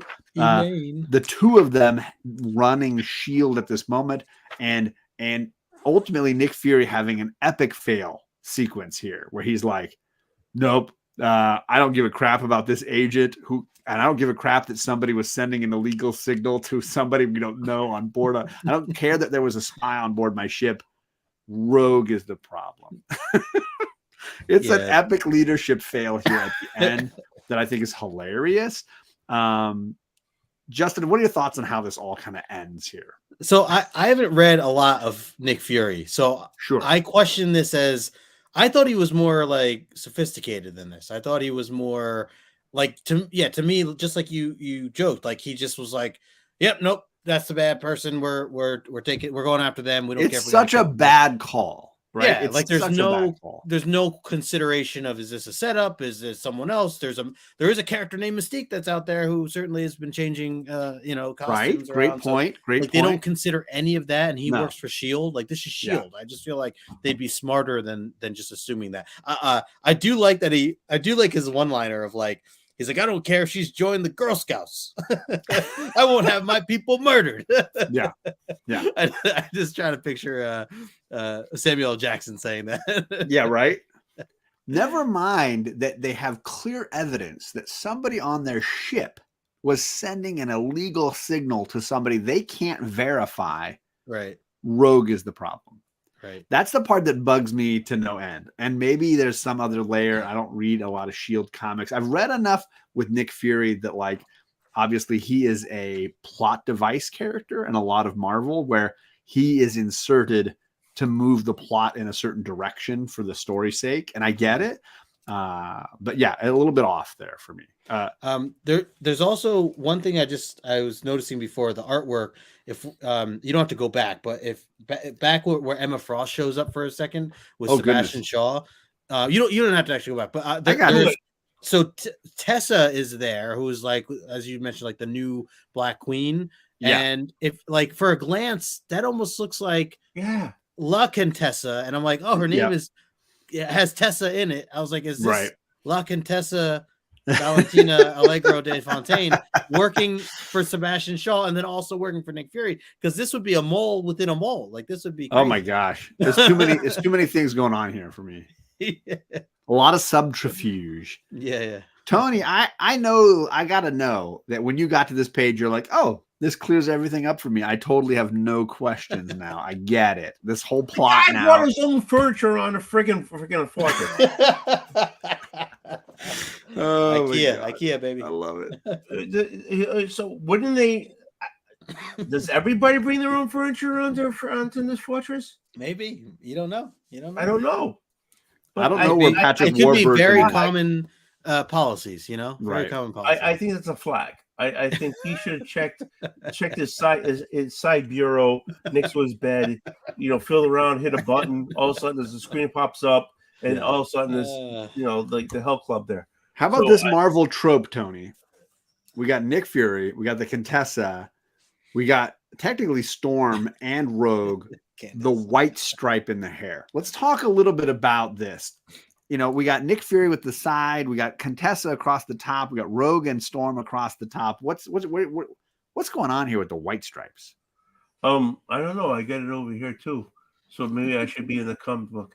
Yeah, maybe they ran out of ink. I don't know.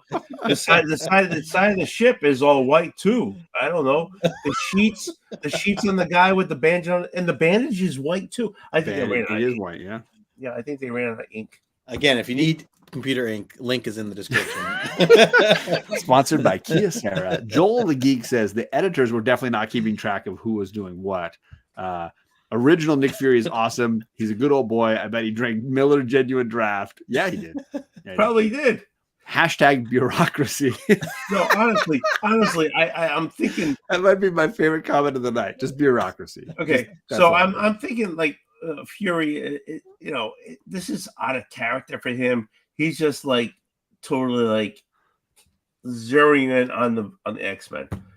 Because Jackson says, after Tony pointed out that poor Michael Rossi should be dead, I threw this whole issue away. There it is. He's just done it. He just tossed it. He grabbed him by the collar and then zoomed out into like 5 miles in the air. There's no fucking oxygen out there. You know what, Joel? I think that's what's missing from this issue is that somewhere in the helicarrier, somebody made a sandwich at the wrong time. Yes. And the rest of this is what's the evidence of that. That is exactly why it's all happened. Or just find out next week. Tune in next week over on Justin's channel for what the heck's happening on this helicarrier. I will be the third person, the third guy on here. This will be the first and last time, Justin, that we have to deal with Old Wolf. So don't worry. We're already an hour and a half in and we haven't finished. 2 hours. We're going 2 hours, guys. John. All right, Justin, let's talk grade. We're done. We've read this issue. We've survived. We're not done yet. I want to go 5 panels back. We've survived and we're ready for Justin's grade. Justin, how would you grade this issue? So as much as I appreciated the delving into Rogue's history and understanding a little bit more about her powers, there wasn't much else to this issue for me that did it for me. Right. So I think I'm being very lenient when I say that I'd give this like a 7. Same grade I had in mind. Amazing. Okay, yeah, because like too.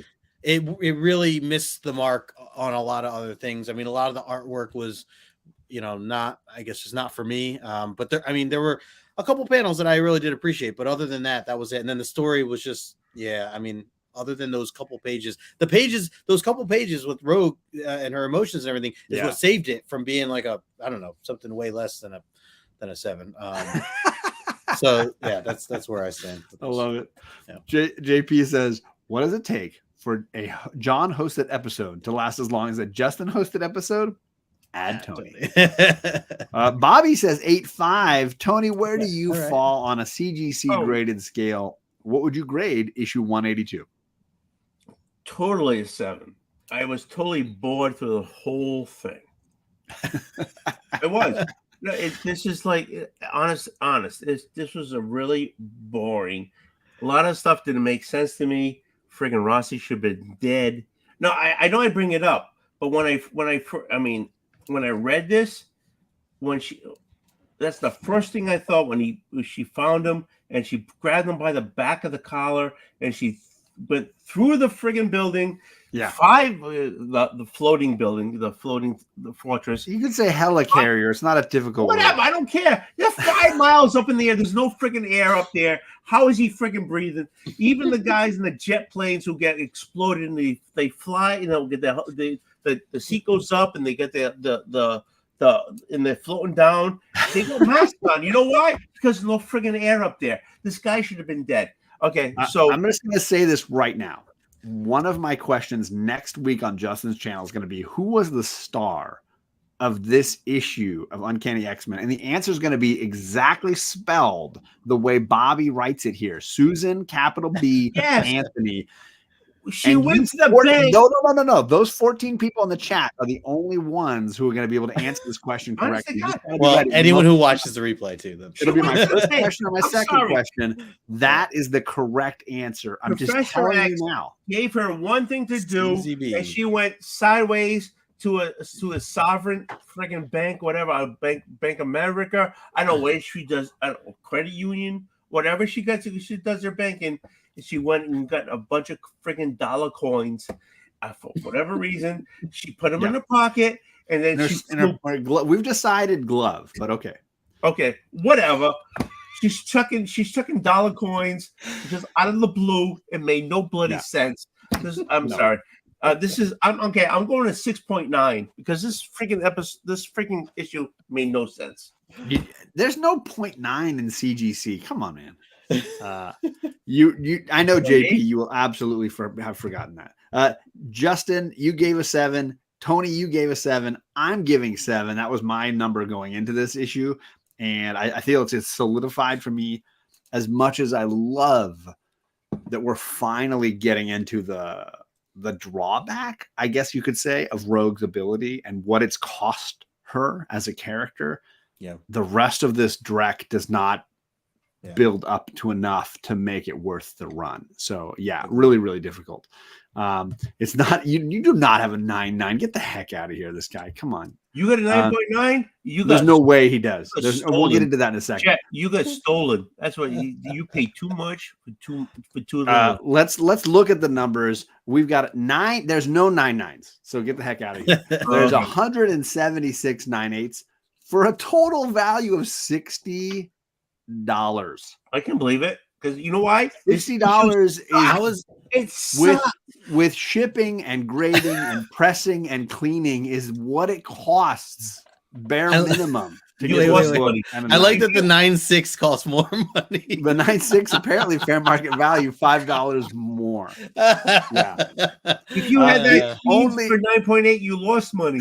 The only value I could find is it's the first look at how the transfer of power from Carol to Rogue is impacting Rogue's psyche. There's some impact looking long term, but the truth is, like, the Rogue backstory is layered across many comics, and it's not simply one issue with an origin. And this is just a piece in that whole thing. Justin, what are your thoughts on some of these numbers here? Yeah, I mean, I wouldn't want this in a CGC. Just you're stuck looking at that cover. Single issue is fine, or regular issue would be fine. Chet, to clarify, was saying that you said there was no 0.9, and he was saying that there is a 0.9 in a 9.9. That was his angle. Is that what he's trying to say? I think. I don't know. He spelled everything correctly, so he said a 4.9. I don't know. Spells it if he could just answer his questions as accurate as he just wrote his argument there, he'd be gold. Tony, any thoughts on the pricing here? Would you buy this for $60 in a 9.8? Hell no. What about a 9.6 for $65? Why don't I buy it for like $30 and a 8? Mine needs. I want that slightly tattered edge. Add $5. Okay.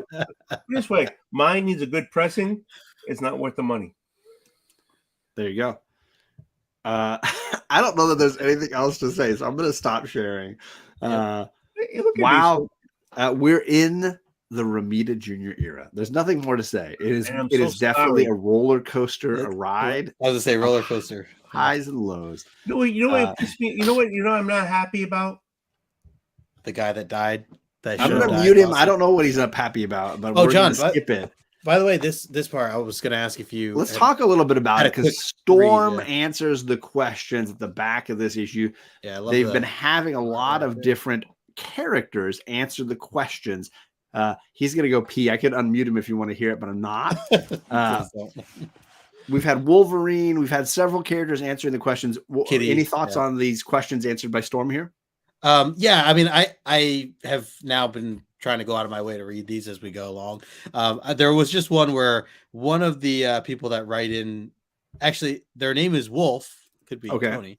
And at one point, at the end of their letter, he was like 18 at this point, right? Yeah. At the end of the letter, they say, "I'm saving some homegrown suds for you, pal. First class stuff." Talking to Wolverine, because Wolverine answered last week. Right.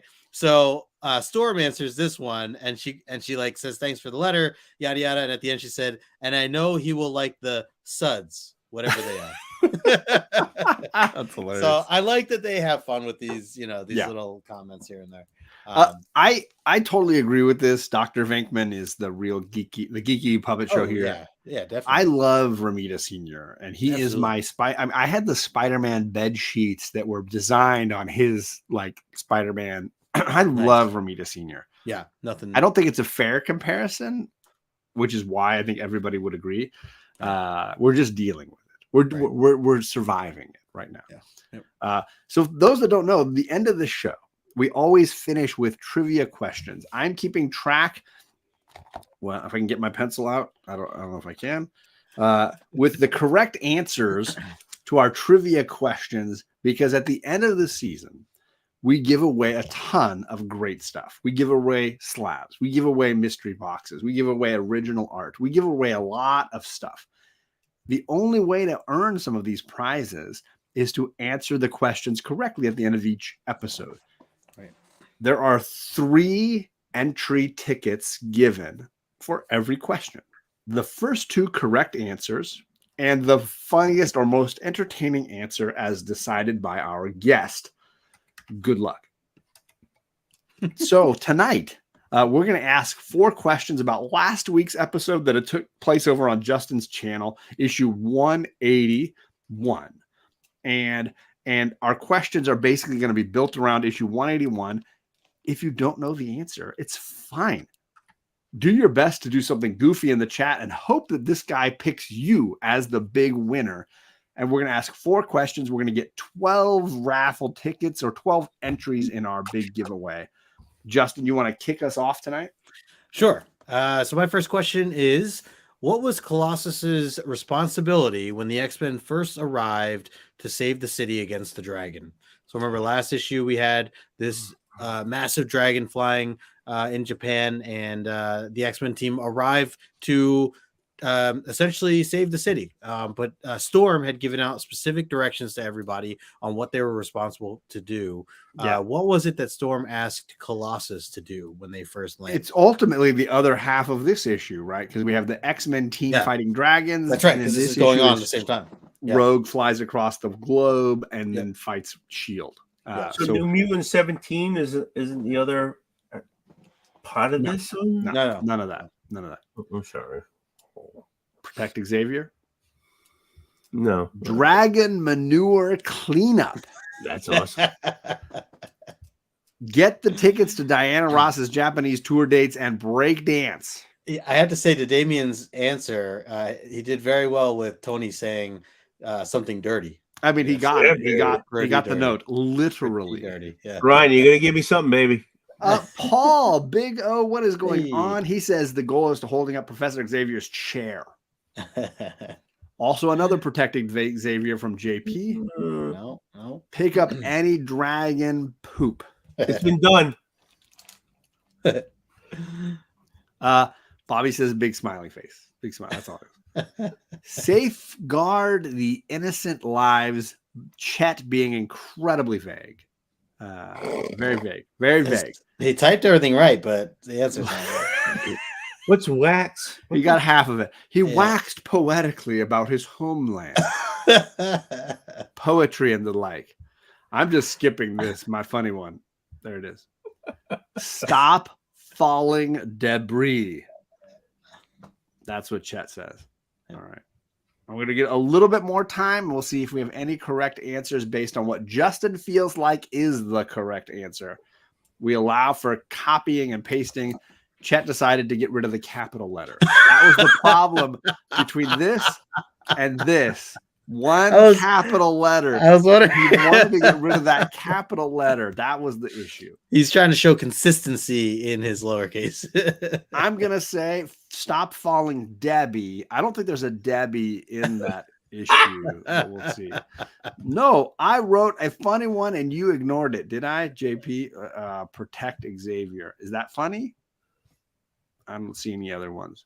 Yeah, that's the only one I got. How did JP like make just a funny skipping one? my funny one? I don't see anything but protecting Xavier. It's possible you said something so dirty that YouTube banned it and that it did not. Unless it was shadow unless he's banned. talking about that one. I wrote a funny one and you ignored it.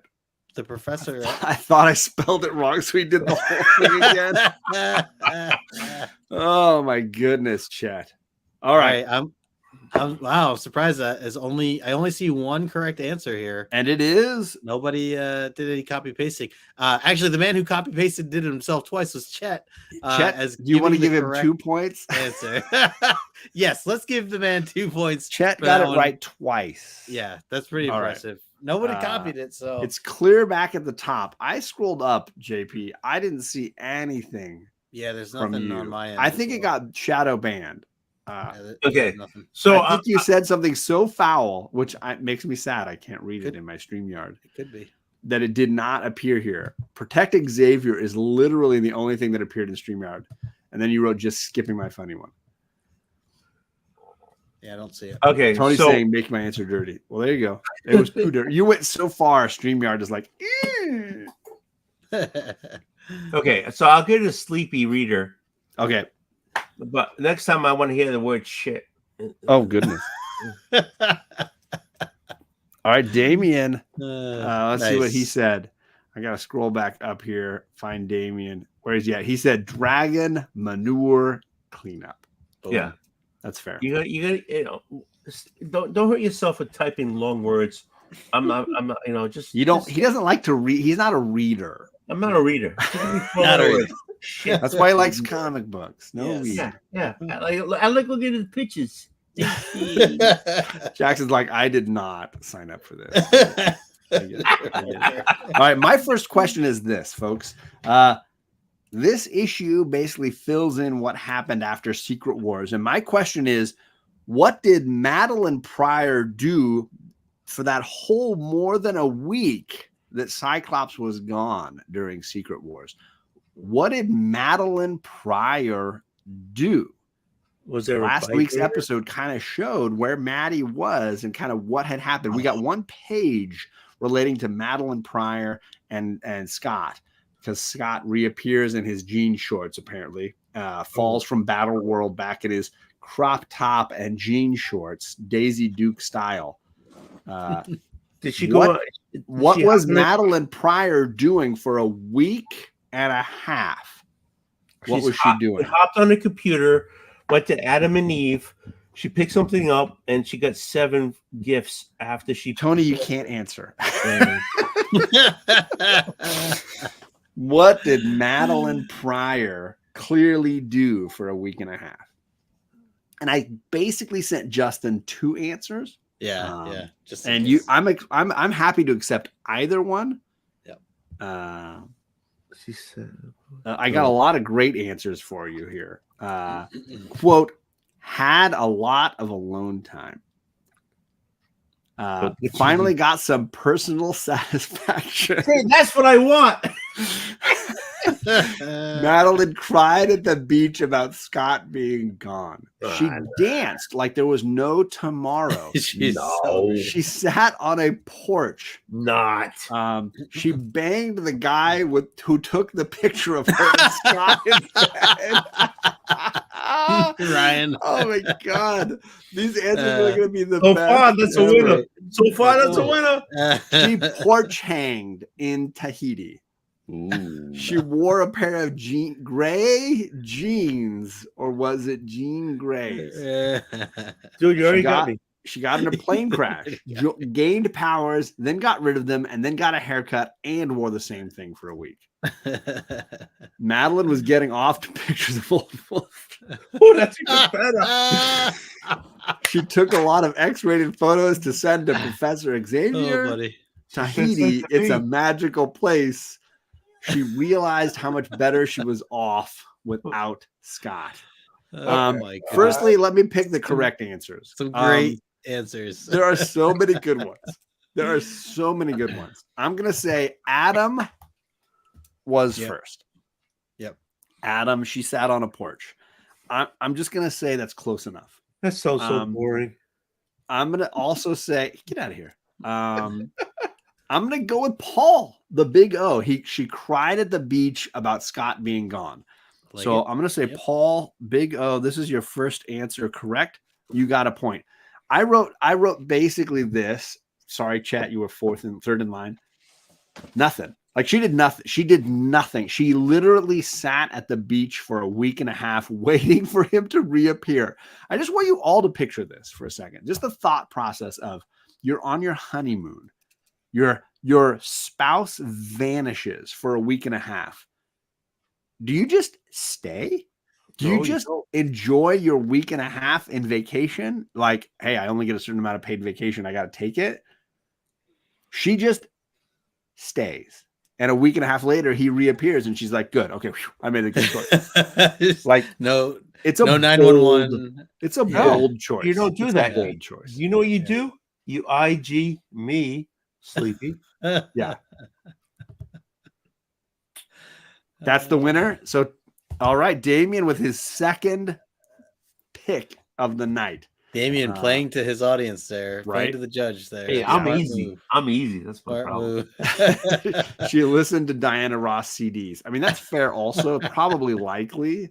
All right, Justin, second question from you.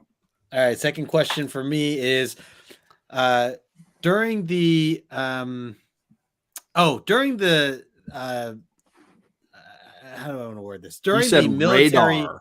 yeah, during like the military scene, looking at the radar Yeah. toward the end of the issue, I used a specific GIF that that the scene made me think of. From a Name the movie. Yeah. Name Yeah. the movie that the GIF is from. What was the name of the movie of the GIF that I used to describe or made me think of that scene? So it's military looking at a radar, trying to figure out where this dragon is as it disappears off their screen. That was kind of the image, and then I had a GIF that I added based on what this I might be the about. question and answer of the night. Top Gun. Justin watches no other movies. Nicely done, Ryan. Think Nicely that done. might have been the correct. I'm not certain, but I think that's where we were at. You're not wrong. That's a great response. I'm just gonna say.